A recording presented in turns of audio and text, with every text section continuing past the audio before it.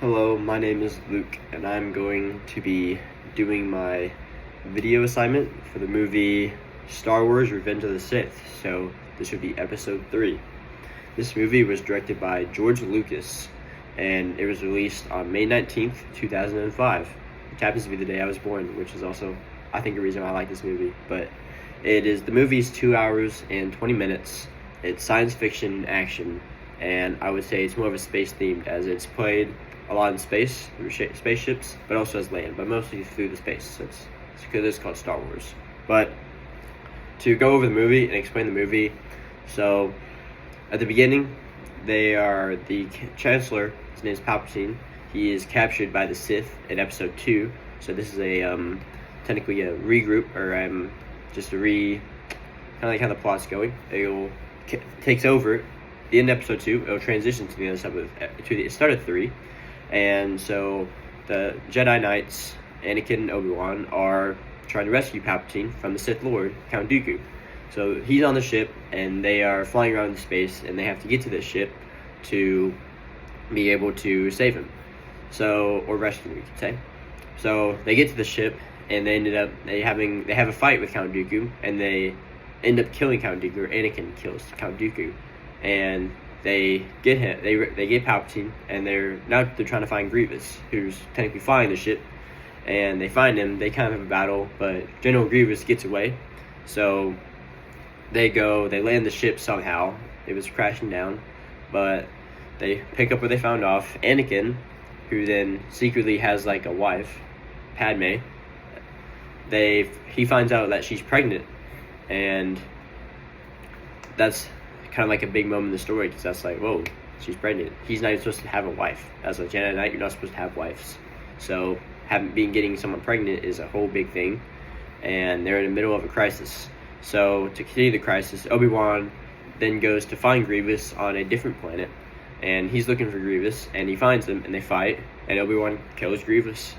And all this is going on, Anakin is talking to Palpatine, and he is like twisting Anakin's mind. And eventually Anakin finds out that he's the Dark Lord that the Jedi have been looking for. And he goes and tells Mace Windu that, and they have an encounter with Palpatine. And Palpatine is about to die. Mace Windu is about to kill him. But Anakin, in that moment, he kills Mace Windu, and he turns to the dark side. So he goes off to Mustafar, where Obi-Wan... Well, actually, I skipped the part. Order 66 is when the clones turned on the Jedi. So they kill like almost all the Jedi besides Obi-Wan and Yoda. So at this point, Obi-Wan's gonna go confront Anakin at Mustafar, and they have a fight. And Yoda confronts Palpatine at the Senate, and they have a fight. That ends up pretty much neutral. No one really wins that one. But Obi-Wan defeats Anakin, and that leads into his legs being chopped off, his arm being chopped off, and burning really bad. So that's how Darth Vader was created. And the movie ends with Luke and Leia being born, and that starts the next generation, which leads to episode 4. But it's a really good movie. I really like the movie. There's a lot of action in it, as it says, action-based movie. So there's always stuff going around, and I think they really do a good job of keeping the audience entertained. I think a lot of Star Wars movies keep the audience entertained, but also especially this one. There's like always something happening. I think I can never lose I can never lose focus, pretty much. I'm always like locked in the whole time. So it's never boring. It's always like really interesting. There's a lot of strengths. I would say as much of a strength that it's always like stuff is always happening. It could be a little bit of a weakness, because it's for some people, unlike me, I'm gonna speak for generally, like it's hard for a lot of people to like stay like locked in. Like it really gets really tiring sometimes to just like be boom, boom, boom, and just like try to follow the whole thing really fast, which could be a weakness, but like overall it's more of a strength, I would say.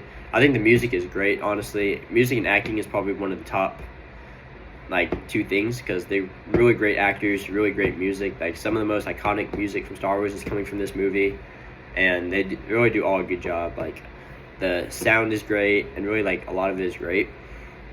I would say the only I really like the movie. So, but I'd say maybe one thing. I'd say the only thing that was like, I would say they could have had a little more of debrief in terms of like maybe more like talking scenes in terms of just like fight, and just like so much action. Even though it is an action-based movie, I think maybe a little bit less would have been, maybe just a little bit less. Like just like I'm not like, it's very minor details because like it overall is like one of my favorite movies of all time. So just maybe a little here and there, maybe a little less action, but I would conclude by saying I would recommend this movie to anybody that hasn't seen it yet. This is one of my favorite movies of all time, and I don't think that's going to change. It's just such a classic for me, so it was really easy what I was going to do this project over because I really enjoyed talking about this movie. And yeah, I hope if you haven't watched it, I highly recommend watching it. So yeah, have a good one.